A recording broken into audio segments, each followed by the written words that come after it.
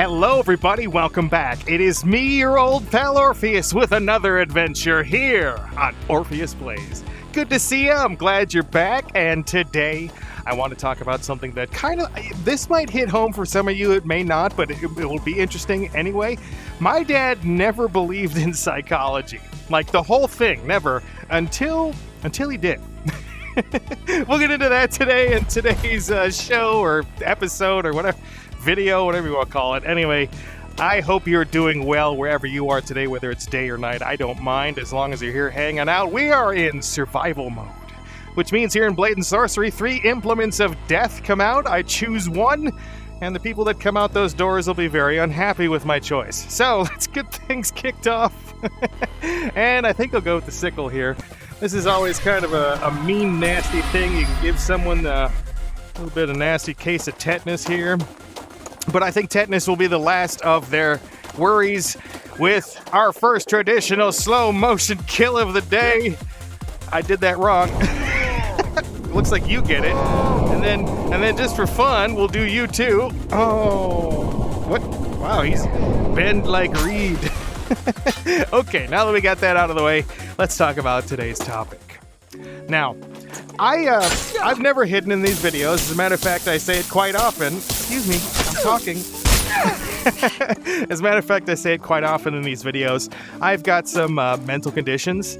I am what the old way of saying things, or maybe the new way, whatever you look at it like. I am what's known as neurodivergent. Okay, so neurodivergent, meaning that I don't have the same kind of cognitive processes that, normal, quote-unquote normal people have, right?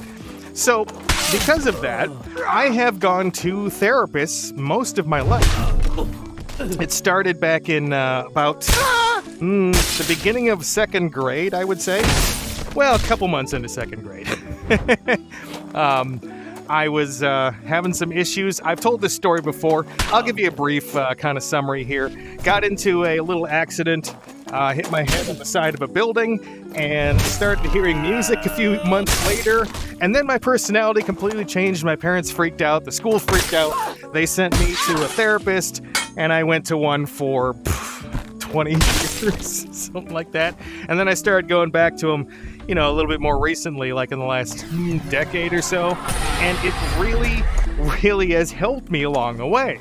Now, if you're someone that has also gone to therapy, I'm not going to choose that thing, it sucks. If you're someone that's also gone to therapy throughout your life, you know that it's a process that you go through with your therapist where you work through issues. You talk about everyday things. You talk about what's bugging you and what obstacles are in your way or what you think is an obstacle in your way, You talk to them about your difficulties and like what your thought processes are about things. So they'll ask you, what would you do if someone walked up to you and, just slapped you across the face? Now, these days, the answer to that will probably be a little different than when I was a kid. Because when I was a kid, it was like, oh, you beat the hell out of them, right? Okay, so when you get that stuff, you build a process. You do things with your therapist. You slowly kind of build your way towards not a better human being necessarily. That's not how you should look at it. But you're building yourself towards a more tolerant and more even and more even and stable version of yourself. One that is happier day to day. It's really a scale to you. You know what I mean? Like, you have to be the one that kind of measures it as you go along. And that's important, right? You can't have someone just telling you, okay, now you're better, bye. That's not how it works. And so, as someone who has gone through therapy a lot, and maybe you're one of those people too, you may notice that there are some people out there that have an issue with the fact that you see a therapist, right? This thing is awesome. They have an issue with the fact that what? Did I hate when they do that. It freaks me out so bad. It happens occasionally. But you'll run into people out there and they give it to me again? What the heck? Or 2 tiny little shields. Oh, okay. We'll go with that, I guess. This will be interesting. I got a frisbee.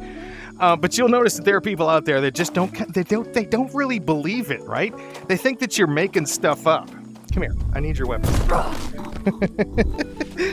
But they're convinced that you are faking it. Not only that you're faking it, but that anything having to do with psychology is somehow wrong or a scam or not believable or just doesn't exist. All these conditions aren't really anything. It's just you, right? It's just, you should have the willpower to not be depressed anymore. Now, one of the excuse me. I got allergies again. The seasons are changing. But one of the good examples of this is the writer and head of Scientology, L. Ron Hubbard. In a lot of his work, he says he does not believe in psychology. He says that the power to do everything is within yourself. And all you have to do is believe enough and work enough at yourself and clear enough of your, what they have, you have to clear your EM meter like Ghostbusters or something. I don't know, whatever. You're supposed to clear off your negative energy, and that's what helps you to become better. And you don't need medicine for, bipolar disorder or anything like that. You can just be your own person and conquer your, he was one of the people that was a huge detractor for that stuff. Never believed in it. And he made waves with it because, Scientology. Wow, my brain is just today.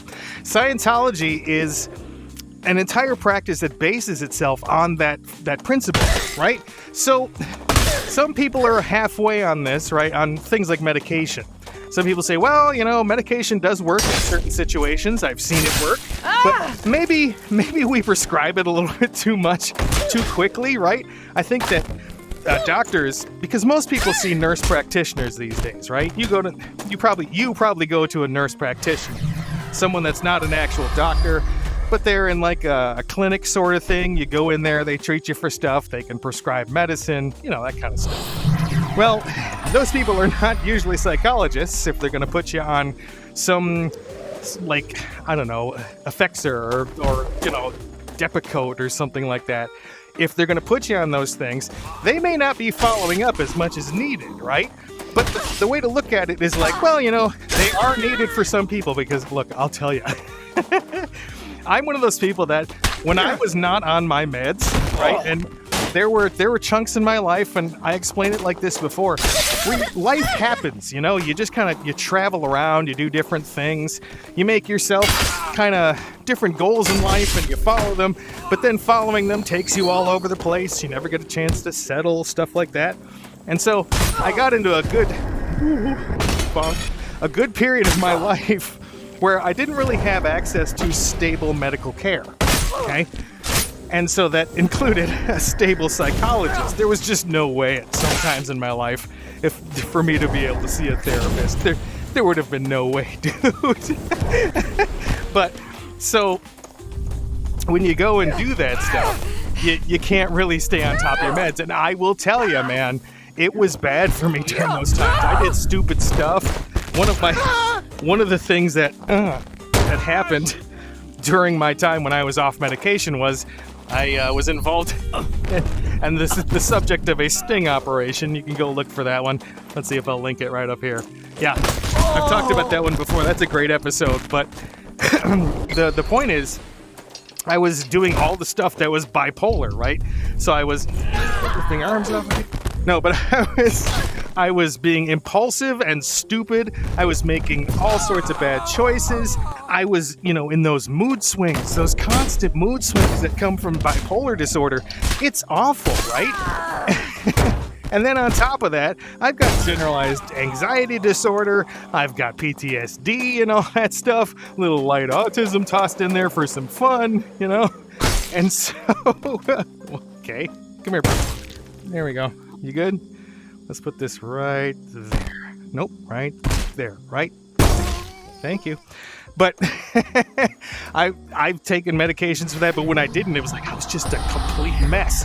So I'm on that train that there's like a need for a medication. It's important. It does stuff for people that is good, right? But some people are on the absolute opposite end. Have you ever seen Tom Cruise in an interview where he talks about psychology? Oh my gosh, man. He goes from like the Hollywood sweetheart real quick to this scary, serious, he has some very strong opinions medical, like on psychology and on the medications. His stance is no medication is needed. None. And not just that medication is absolutely harmful and it impedes the process and it just doesn't do anything for anybody and we should ban all of them. I don't believe with that. I'm not on board that little one, Tom. You know, and it's not just because you're being silly and closed-minded, Tom. It's because, well, you're denying people in your own organization, right? Scientology. I'm not even going to go into this, but it's got to be a stressful life being a Scientologist, constantly being audited, right? Constantly having to tell people your secrets, constantly having to worry about saying something wrong, you know? And then you go and you get combined with that. You're not allowed to take anything for anxiety or for anything. Give me a break, man. That's a recipe for absolute disaster. So they have a hard line on that stuff. No medication whatsoever. Well, that brings us to more of today's video's point. When I was growing up, and I have not hid this fact either, I had very abusive parents. In particular, my father. My mother was more of an enabler. She'd sit at home and drink her wine and just kind of... She was the one that would instigate once in a while by calling my father if I did something that she thought was wrong, and believe me, her standard for wrong was like almost non-existent. If I did anything wrong, I'm calling your father and he's going to come home and beat the hell out of you. And that kind of happened once in a while. It was an unpleasant experience. But the thing about it is I started going to therapy and my mom was in on this. She was like, oh yeah, because, you know, this will be the solution. Orpheus will suddenly become way more motivated and everything will be fixed and it'll be great and we'll all get together as a perfect family, which is like, it's really funny because she had this idea about what a perfect family should be, but she never really knew how to get there. And so she was always trying to make it like everything was normal in public. But when you have a messed up person trying to act normal, well, and they're not very good at it, like my mother was just absolutely terrible at it, trying to look normal. But she was always all in on it, thinking that there was definitely a solution that can take care of everything Orpheus is going through. Well, before you ask, no, they never took me for any kind of brain scan after I got my first head injury. They also didn't for my second one, but that's another story I've told. I never got any of that stuff, but they figured, you know, there's got to be some underlying issue, right? They were probably told that I was autistic and like absolutely flat out denied it. There's no way that our little Orpheus is autistic. No way. But, you know, it's there. But so everything was, oh, this is going to be great. Everything's going to be perfect. But my father, oh my gosh, my father, he was always of the opinion, oh, this is just a waste of time. It's a waste of time. He's not motivated because he's lazy. He doesn't have something wrong with him. He's just, you know, he's just not doing anything because he's a lazy little kid. We should just kind of, you know, treat him with more stern, you know, in other words, they wanted to lock down on me more every time that I did something wrong. And that, you know, hey, folks, if you want to know the wrong way to parent a child, I don't know if any of you have kids or any of you are going to have kids, but don't double down on things that are clearly wrong. Don't do that. If something's helping your kid, like, you know, go ahead and let it happen. But my dad, no way. He thought it was always just a total waste of money. You all right? Total waste of money, total waste of time. He thought that the faith was misplaced in it and everything. And he thought that I would... wow, jeez. Like I said, allergies are tough right now. He thought that it was never going to do anything for me, and it would never have any positive result. And the times when I got older that we would go to family therapy, oh my gosh. First of all, it was the uncomfortable, like, 45-minute car drive with all three of us in the car, right? Because my brother was off in college, couldn't do it. And so it was just the three of us. We're all upset about something, or at least, you know, my dad is at some point. And so it went to the point where we'd have to do that uncomfortable car ride and then get to this family therapy. I don't even remember anything about this therapist at all because all I was doing was walking on eggshells the whole time. It was just me enduring, you know. Are you gonna go, bro? You gonna light up? Light up, bro. He's got a flaming thing stuck in him.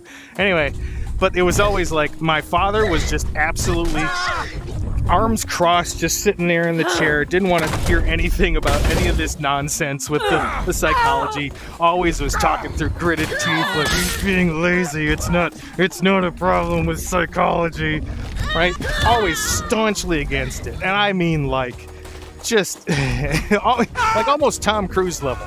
You know, if he was like, oh, well, he's got to get on medication now. What kind of stuff? Oh, he doesn't need that. No, it's just going to make him slow and stupid. Okay, Dad, whatever. So the years went on, and he never tempered his, his opinion on this. It was always, screw you. There's something wrong with you and your motivation, not that there's something wrong with your brain and its chemistry. So,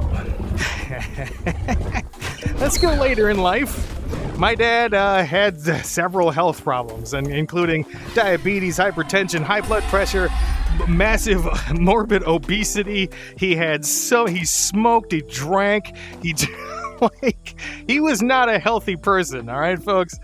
And so he started to get to the point where the doctors were like, look, you're gonna die very soon if you don't start messing with this and start fixing your problems.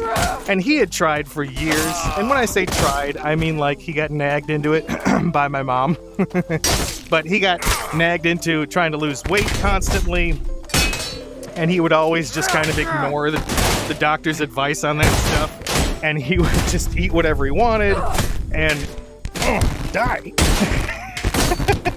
Die! All right, baby. Anyway, so he would ignore the doctor's advice. He wouldn't stay on the shakes or anything like that they would put him on, the nutrition shakes. He didn't care, right? And so he ignored that stuff his entire life. And then suddenly, when the doctors show him this paperwork and all these numbers and everything, and they're like, "Look, bro, you're gonna die like real soon if you don't fix this stuff." And suddenly, his health started to decline. I know, big shocker, right? Not taking care of the diabetes, not taking care of the high blood pressure, eating whatever he wanted his entire life, weighing at one point over 500 pounds. And so his health started to decline. He had to start going to the hospital a lot more. There was one point where we had to take him for heart failure. He had congestive heart failure one day, and my brother had to take him to the hospital. And so that day, I visited him in the hospital. And he's laying there with all the tubes and wires and stuff hanging out of him. He's got, he was just strapped down to this bed with an IV coming out of him and everything. And this is a man that I feared my entire life, right? This is a man who, was the embodiment of fear for me. He was the man that if someone, nice shot. If I heard him coming down the hallway towards the room, instant anxiety, instant, oh my God, what's going to happen? I'm dead. Let's go. Oh Jesus. That kind of thing immediately. And there he was lying in a hospital bed with tubes and wires hanging out of him, with a thing beeping next to him, a machine that goes ping, right? And there he is, he's lying there, and he looks miserable and pathetic, and I'm standing there, and he goes, "Hey, Orpheus, I'm glad you came to see me." And I'm like, yeah, okay, whatever, bro. There was much more fear than love in our relationship, and I don't think he ever fully realized that. So he's laying there, and he's all bummed out. And I'm like, how you feeling? You doing all right? Because I can't be a total dick the whole time. I gotta be like, screw you. Does that stuff hurt? Does it hurt? I can't be like that, right? And so he, I'm like, how you doing? He said, "Oh, I'm feeling depressed." And I said, "Oh, yeah? How long has that been going on?" He's like, "I don't know, about, the last 2 or 3 months now." And he's, I think I want to see somebody for it because I'm really feeling really down and I can't shake it. Now, I didn't do this while I was in there. Wow, 2 of the same thing? Thanks, bro. Can I dual wield them if I reach do the Thor thing? Ha! Nope, I can't. Anyway, so he's like, I think I want to see someone. And the inner smile that crept over my brain was like, oh yeah, you need to see someone now, right? Again, I'm not a total dick, so I wasn't like, oh, is that how you feel now, Dad? Oh, you friggin' prick. No, I didn't do that. I was like, oh, okay. Well, we can probably find someone in our insurance. And my dad actually saw a few people before I left home. I don't know if he continued to see people before he passed. No idea. But as things started to go really bad, he started to turn more towards psychology is viable. Oh my gosh, I think I need to see somebody because I can't shake this feeling. Yeah, but Dad, I thought you were the motivation king, you know, like you could get yourself out of anything. Turns out, it's not that easy.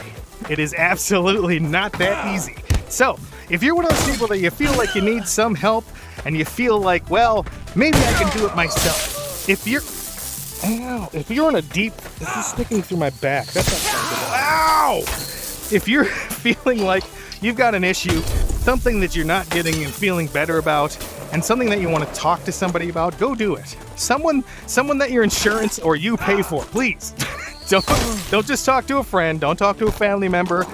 I mean, you still can, of course, but if you want an unbiased opinion that will lead to some actual help, go find a professional. If it's medication that you need, then it's medication that you can get. And they are safe and effective and easy to stay on. You don't have to do anything. The side effects are really low these days for a lot of them, and you can feel better. All you got to do is just accept that psychology exists. Now, if people in your life are telling you still that it doesn't, or that you're wasting your time or whatever, here's what I want you to do. Let them know whether it works or not for you, or whether or not it works in general. It helps you. It helps you feel better. It helps you feel like more of a person, and it helps you to feel good every day. And that's why when we say here on Orpheus Plays, be good, do good, and treat yourself well, because that is the most important thing you can do. We'll see you next time on Orpheus Plays. I hope you have a good one. Bye!